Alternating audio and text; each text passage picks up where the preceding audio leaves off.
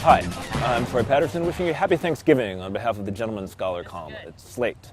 Our topic today is touch football, which is as much a part of the holiday as cranberry sauce, the Macy's parade, and the disapproval of your elders. Don't you think it needs a little salt?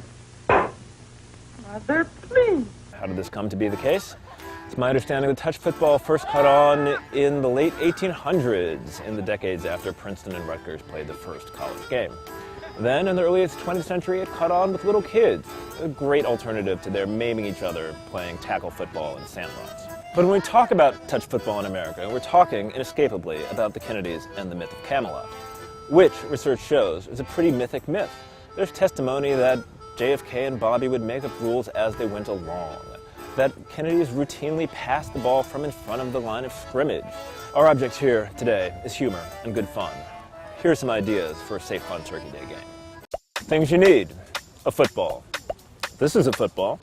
It's a leather football, which in cold weather could sting the hands. Perhaps Nerf would be preferable. Proper attire. Be moderate. Be flexible. I strongly recommend against being the guy who shows up with a pair of cleats to change into. It's overzealous. It's aggro. It gives you the aspect of someone who intends to blitz and sack his grandmother. On the other hand, if you're dressing up nicely for Thanksgiving dinner, and I hope you are, why not bring along a change of athletic shoes? Do you really want to tear up your uncle's backyard with your wingtips and stilettos? Picking teams. There are three major schools of thought here. The first will be familiar to anyone who's been through an American elementary school. You simply count off 1, 2, 1, 2, 1, 2. However, this can lead to one squad being made up strictly of people under the age of 6 and over the age of 60. The second is the time-honored tradition of two captains picking their teams. This can, of course, lead to hurt feelings and indeed emotional trauma of the people picked later or indeed last. You know, maybe that's okay if Thanksgiving is supposed to be all about togetherness. If picking teams and hurt feelings leads to a few hours of family therapy, then that's fine. However, third and perhaps best would be for the two team captains, in consultation with other wise men and women, to caucus privately, divvy things up, and emerge from their huddle with two well-matched squads. The game is two-hand touch. We're not playing flag football because we're not that serious. We're not playing one-hand touch because we're not that unserious. But two-hand touch, remember, means two-hand tag. It does not mean two-hand smack, and it certainly doesn't mean two-hand shove. Come on. A player who shoves his opponent to the ground should be penalized. So the penalty shall be no dessert.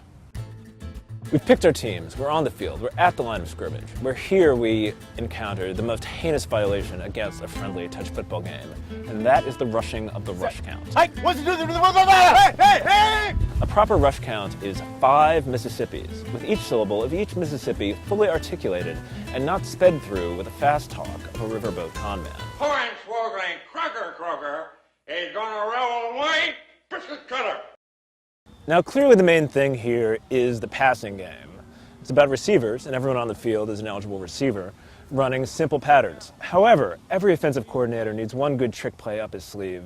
I propose a classic invented by Pop Warner himself, the double reverse.